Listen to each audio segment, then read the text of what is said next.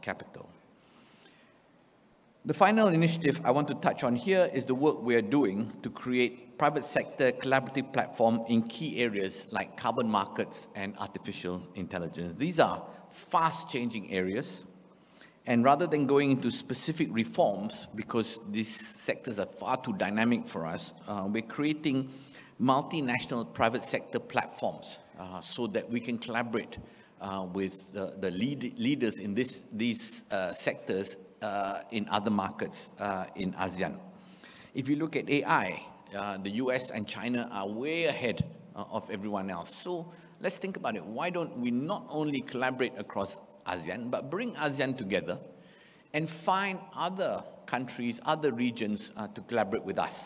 For instance, we've had quite serious conversations with Japanese counterparts, Indian counterparts, who say, look, you are still behind, we are also behind. We come together and try and build the AI industry together. And this is not necessarily to compete in AI spaces that US and China are already so far advanced, but also to make sure that the development of AI is used in the right way for mankind.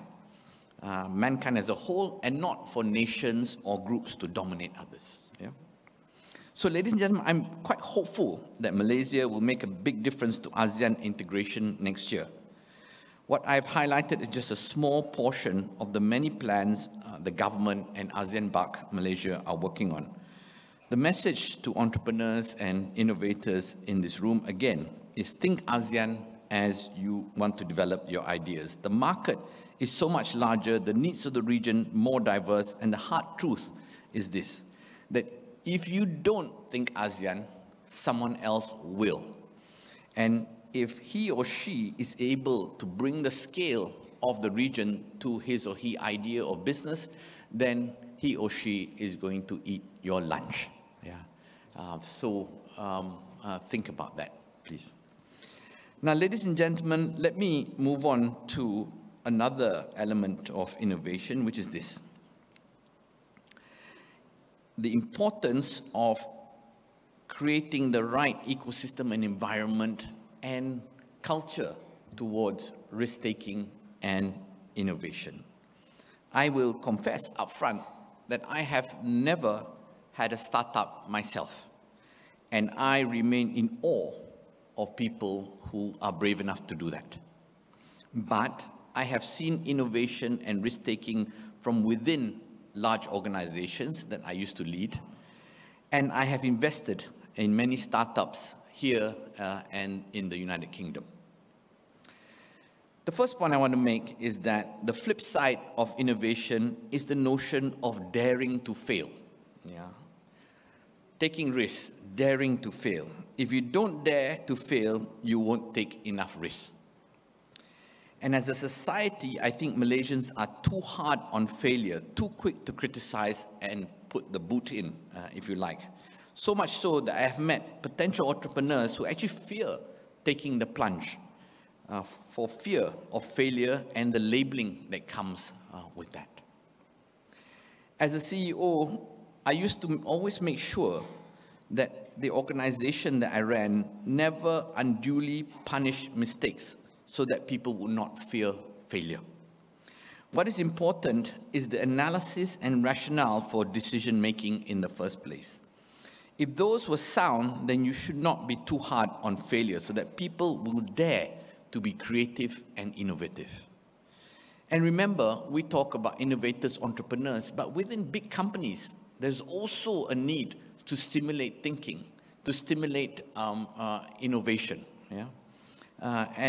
Again, in order to do that, when you evaluate people, it should always be on a net basis. The good that they've done and the not so good that they've done, on a net basis, have they performed?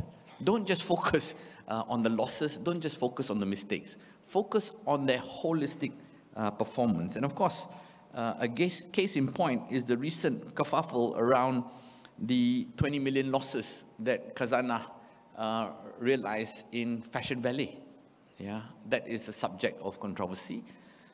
Well, why don't we also think about the 800 million that Khazanah made on Farm Fresh, supporting a startup business like Farm Fresh? or the 1.5 billion US dollars Khazanah made in investing in Alibaba at an early stage. Yeah, so we must look at losses and profits together. If you just bash people up because of one thing that didn't go so well, then we're going to have a problem, because people will say, hey, there's no point me taking this big risk to make big profits, because as soon as I make one small mistake, I get bashed up. I would actually argue that some losses are a necessary part of optimal profits. I remember when I was running the bank, one of the bankers one year came up to me and very proudly told me, he said, sir, the good news is I have no bad loans at all.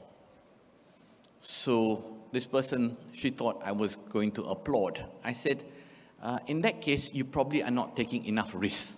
Yeah? Because banks make margins on interest because they are expected to lose some money on some loans. Yeah? So bankers must keep their eyes focused on some higher risk loans as well. Yeah? That's what gets the economy going. Don't just lend money where you're surely going to recover. That's the easy thing to do. You lend money when there's a lot of collateral. But you take more risk, you earn a higher margin, then maybe one or two will fail. But that's okay, right? To me, as a banker, if you got zero non-performing loans, then you're not doing your job.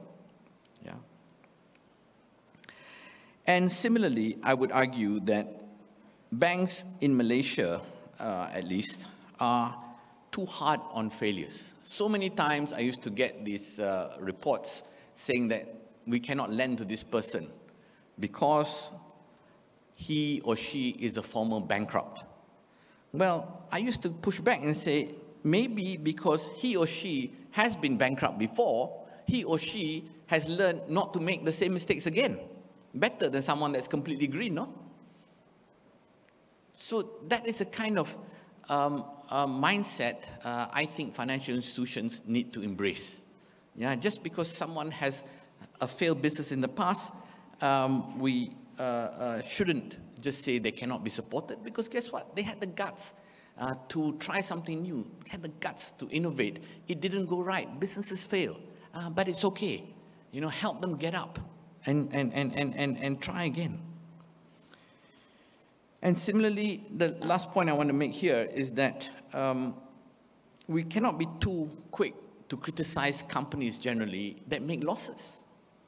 You must remember that some of the most valuable companies in the world today are still making losses, because people make losses because they're still investing. People make losses because they're building market share. And it's okay, so long as in the long term, the idea is they will make good money.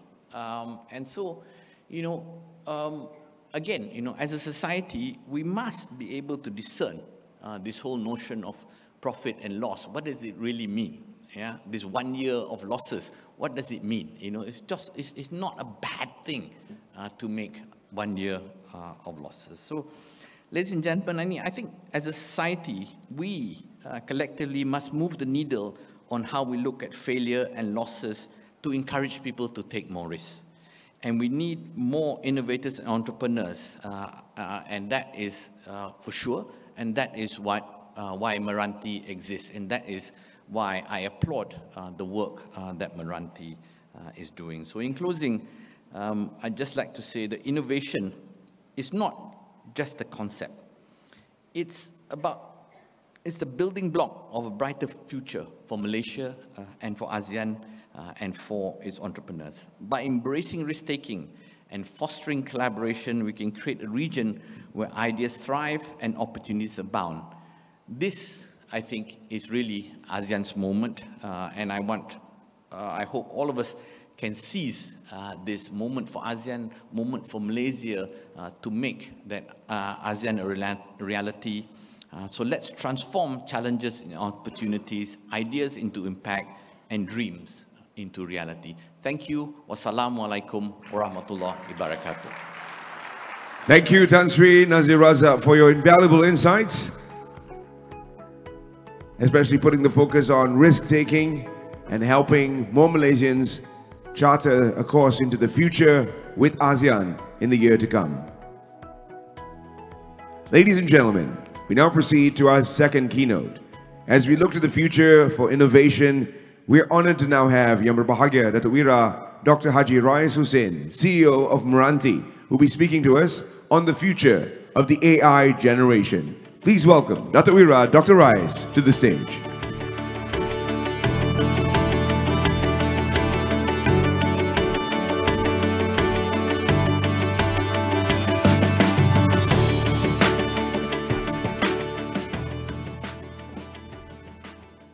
Bismillahirrahmanirrahim. Assalamualaikum warahmatullahi wabarakatuh. My bosses, Prof. Rafina, Board of Directors, Tan Sri Nazir Razak, my good friend, Datuk Sri Idham, Celcom DG CEO, Excellencies, Russian Ambassador, Ambassador Nail, Iranian Ambassador, rest of the guests, thank you for being here. Today I'll be talking about AI. It's a fantastic morning today. It's a brilliant morning today, especially after Liverpool defeating Manchester City 2-0 and to create a gap of 11 points at the top of the Premier League as well as the Champions League. Now, talking about Liverpool, there are three things. They decide everything based on data, science, and economics.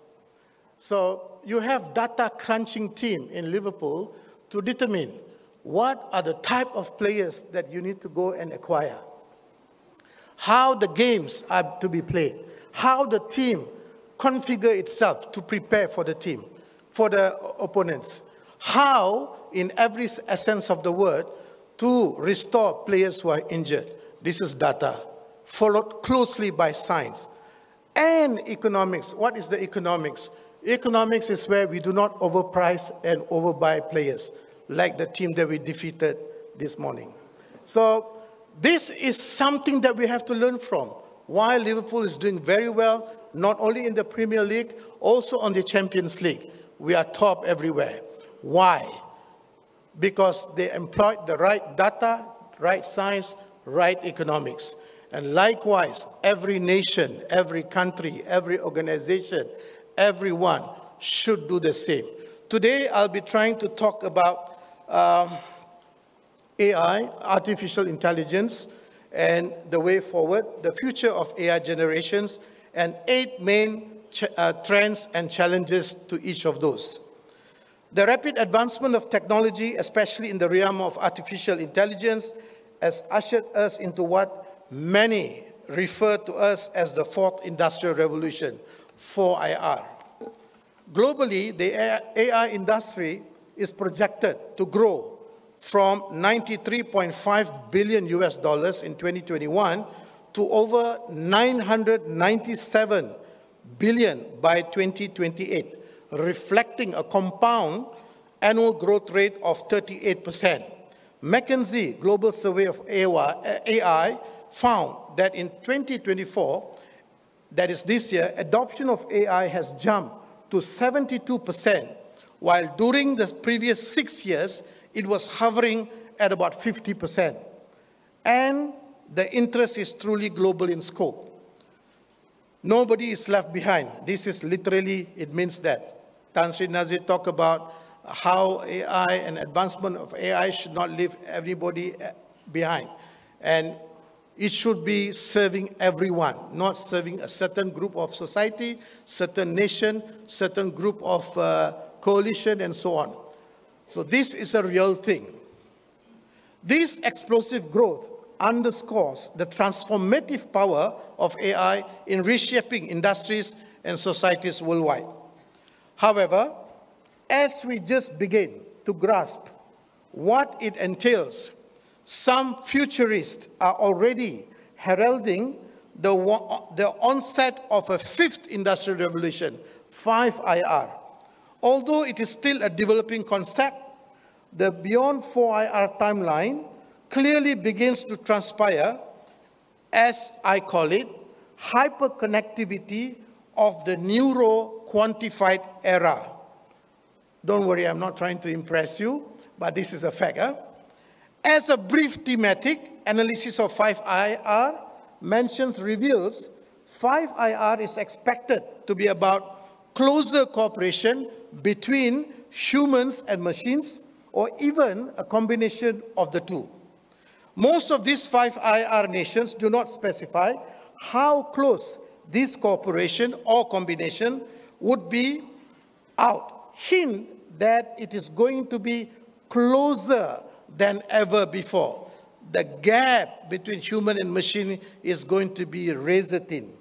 Humans and machines are to dance together, metaphorically speaking, or perhaps even physically in the 5IR. Nevertheless, we already observe a cluster of technologies in the development pipeline to connect the machines and human brain on a very deep level. Importantly, not only for the therapeutic, but also for lifestyle and commercial purposes. The global neurotechnology market is already projected to grow from $9.3 billion US in 2020 to $21.9 billion US in 2026. I'm still quoting US dollars. Sometime in the future, we may quote other currencies as well. At a CAGR of over 15.3%. And all this is going to be powered by AI, of course. The convergence offers unprecedented opportunities to innovate solutions for the benefit of society. In Malaysia, AI is projected to contribute up to 52 billion ringgit to our GDP by 2030, according to the Malaysian Artificial Intelligence Roadmap 2021 to 2025. However, it also possesses serious challenges. Discussing the future of this transformative era is not just timely, but urgently demands our collective attention and action. This summit is all about outcome, impactful-based discussion. While we often speak of these advancements as the future, it's crucial to recognize that this future is already upon us.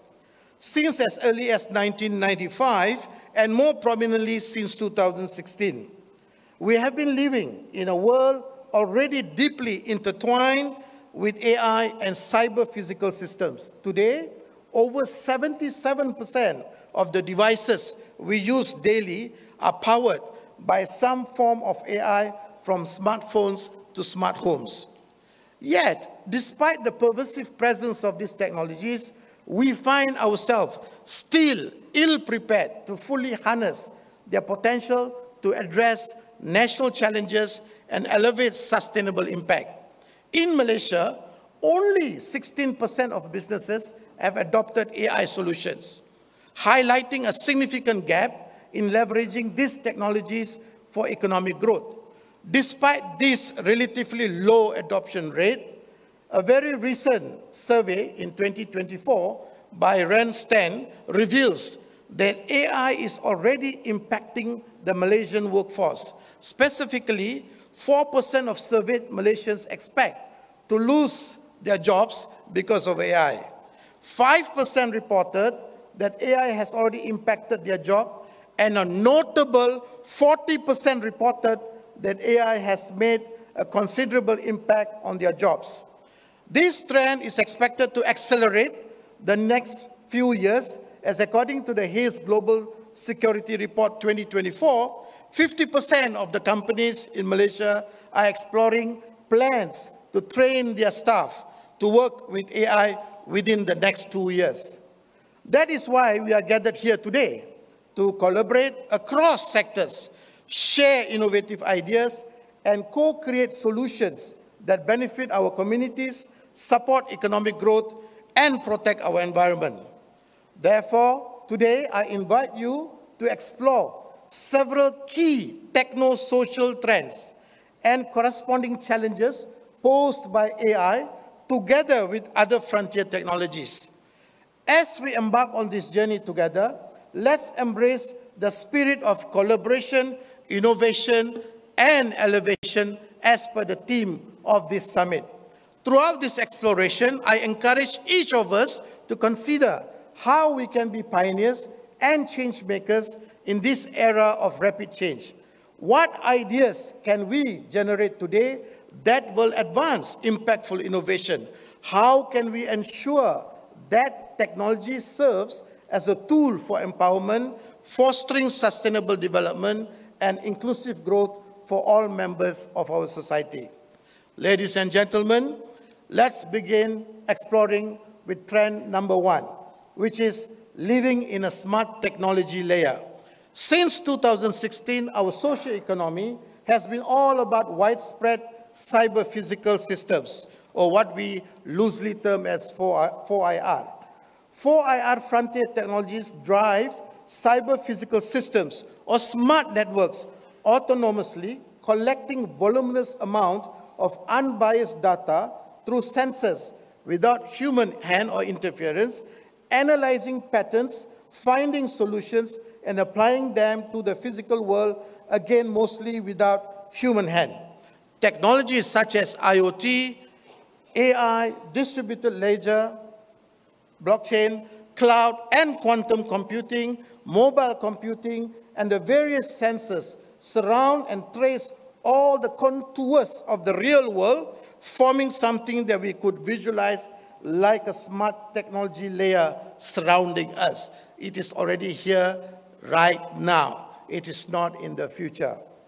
Challenges. What are the challenges we are looking at? We can look at it from the 3 perspectives. First, the technology layer is already there and its profound influences in our lives. 2, the technology layer doesn't interact with us solely on a request basis. Instead, it is continuously aware of and responsive to our behavior 24 hours a day, 7 days a week, 365 days a year. And through the application of AI, it can understand and predict us better than sometimes we understand ourselves. The technology, third, technology layer belongs to individual tech giants, aggregators who thrive on collecting and monetizing information about each individual. Therefore, we must build our own sovereign technology layer for Malaysia to ensure that the smart technology layer's power is geared towards our nation's benefit. Trend 2, ask from the technology layer and you shall receive attitude. Living in the technology layer changes the mentality and behavior of consumers to ask and you shall receive kind of behavior. Notably, this is fair across generations, including elderly people like me. I'm 57 years old, but it's especially pronounced among the youth.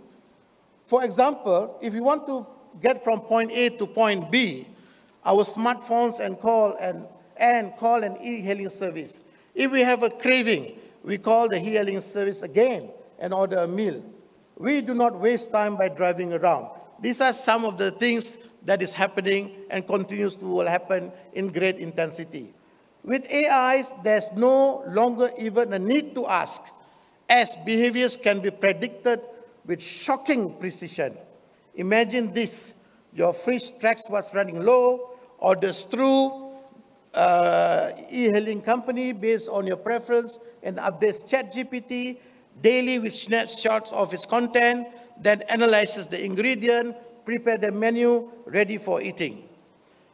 This not too far-fetched example showcases immediately 2 of the current key AI trends: agentic AI, which is autonomous decision-making system, and multimodal AI, processing diverse data types like images and text. The challenges with regards to this trend: ask from the technology layer and you shall receive. Attitude and behavior could poison our youth. Students are generally not motivated to spend long hours browsing and reading various knowledge sources to synthesize information and produce new insight. The ask and you shall receive mindset encourages them to use ChatGPT for assignments, in short. And these days, the ChatGPT is rigorous enough, robust enough to do things that is beyond the normal ChatGPT. It can even avoid detection of ChatGPT being used. Ladies and gentlemen, fintech the trend 3, is the language of business. Before 4IR, finance was a language of business. After 4IR, fintech, where fintech is the ability to digitize more and more things of value, put them on the network, and move around in an innovative way, reinventing business models and business processes, which is digital transformation. In the future, which is already now so competitive advantage, hinges in this ability to digitize more and more things. Related to it, the trend 4, stripping of financing functions from traditional banks and financial institutions. In 1994, Bill Gates predicted banking will be necessary, banks are not. Today, we are living this reality. Financing utility is now offered ubiquitously and seamlessly within the technology layer. Shop now, pay later is just one example of such ubiquitous integration. Challenges. What are the challenges associated with this particular trend? We still prepare traditional bankers and economists with some knowledge of fintech at best, while we need to cultivate well-rounded, organically technology-savvy individuals prepared to work across various industries, because fintech, as per given definition, cut across all vertical. As a side note, this will require addressing the brain drain issue that many countries are facing. How to produce well-rounded citizens who are well-positioned and empowered to face, navigate, and thrive for IR. Obviously, there is an urgent need to completely transform and reform the national education system to reflect ground reality for IR from primary to university level. Education syllabus infused with 4IR elements beginning primary school. Transcend humanities science divide from school to university level. Disproportionately higher emphasis on the top 3 level of Bloom's taxonomy, emphasize on the ability to produce new knowledge. Establishment of special committee involving experts of science and technology from academia and industry for continuous curriculum development, step in ground reality. Academician and the practitioners or the industry must work hand in hand. Trend 6, shift from traditional management approaches to network orchestration. Digital businesses represent a shift from traditional management approaches to network orchestration. Networks and communities are crucial for digital entrepreneurs. It is the digital economy that we also see the rise of the so-called sharing economy. We probably do not even know how many unlocked resources or values are out there. Various platforms with sophisticated matching algorithm, connected devices, and AI-fueled data crunching come together to generate an enormous business value, while disintermediating two powerful ones. By empowering the underserved ones and collectively unlocking the value of unutilized resources. Challenges associated with this. Distinguishing between simple digitization, plain digitization, and profound digital transformation is crucial. We need to ask this question: does this use of technology create unique value for society as a whole? Does it liberate individuals in any way? Does it provide equal opportunities to all stakeholders? Does it help solve pressing socio-economic and environmental problems? Going to trend 6, algorithms are new decision makers. It is the compilation of what customers are generating, are what makes decision, not the CEO or top managers. AI can analyze the most nuanced and intricate patterns in human behaviors or other processes and phenomena by classifying and clustering, although it may not tell us the reasons and detailed reasons behind it. Now, the challenges is there is an urgent need to cultivate essential skills for effective collaboration with AI, including a deep understanding of AI tools, capabilities, and limitations, and thus allowing future professionals in many fields to discern when to rely on AI-generated insights and when to apply the professional judgment. Building and deploying machine learning models in complex IT environments is a challenging, driving a growing demand for AI specialists. This AI trend is expected to accelerate in 2025 and beyond. This brings the argument back to the importance of the national education system and not out of context of broad, distinctive national AI strategy, which exists in many highly innovative nations such as Canada, China, Russia, UK, Singapore, South Korea, US, and UAE.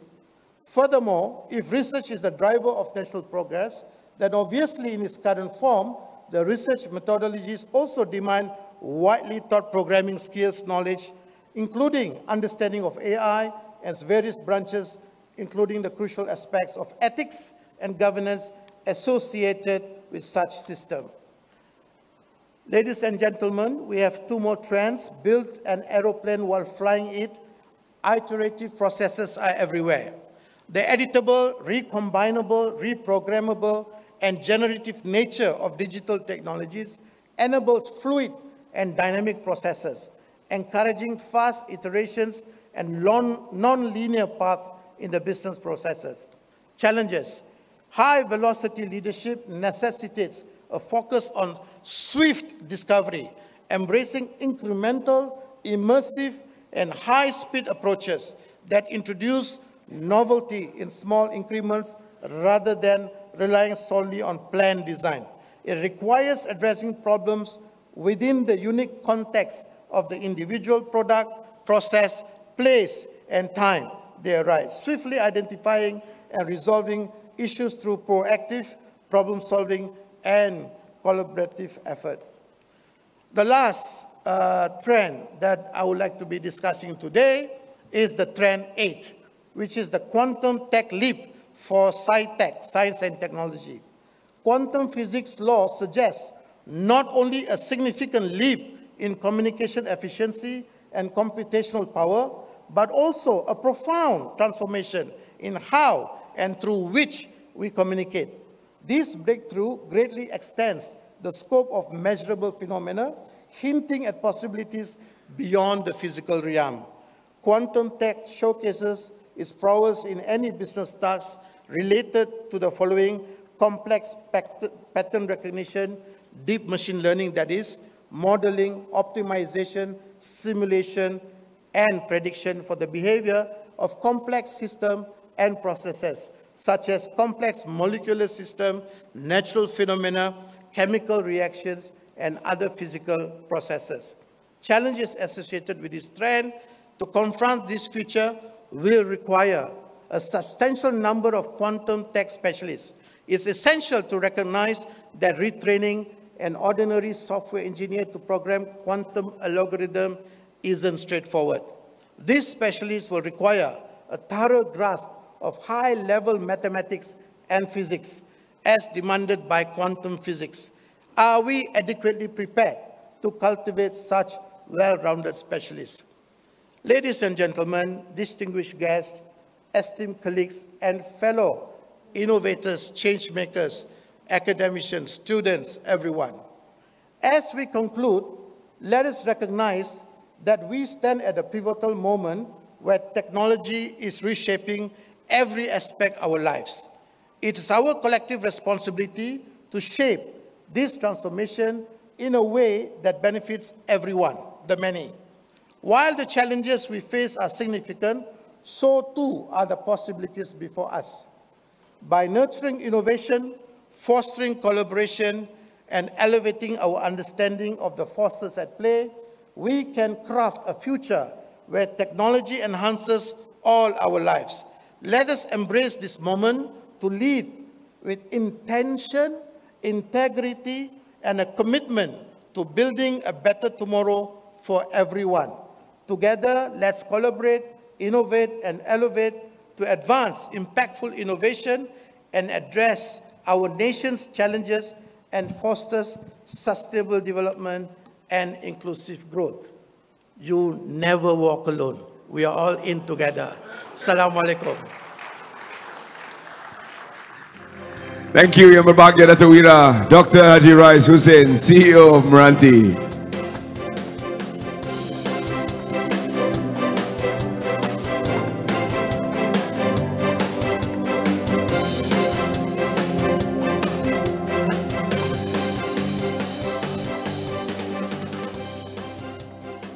Although, you know, I can't help but wonder how that speech would have started had Liverpool drawn with Manchester City. Ladies and gentlemen, with the two keynotes concluded, it is now time for us to set the stage for the official opening ceremony. Ladies and gentlemen, as we await the arrival of our esteemed guests, let me take the opportunity to share with you a little more about the iNation Global Summit 2024 and what's happening beyond the main conference. So the summit is not just about discussions in this hall, it is a comprehensive platform. At the Ecosystem Builder Summit, participants will engage in sessions that emphasize the importance of collaboration and synergy in building a thriving innovation ecosystem. We also have the Health Tech Innovation Connect, which will explore advancements in healthcare technology, and the Match platform, speed dating, which is actually going to be offering innovators and investors a unique space to connect and spark partnerships that could shape the future of technology. And of course, don't miss the NTIS Pitch Perfect session, where trailblazing startups present their groundbreaking ideas for commercialization and impact. So these satellite events are designed to enrich your experience here with us, allowing you to network, collaborate, and also explore new avenues for growth and innovation. We also provide free flow of coffee and tea. So ladies and gentlemen, thank you for your patience. We do have that free flow outside. You may take a quick break as we set the stage for the official opening ceremony. We're just moments away from commencing the exciting journey ahead together. So do stay with us. We'll be getting started with the official opening ceremony very soon. Thank you very much for attending the two keynotes, and we'll see you in just a bit. Thank you.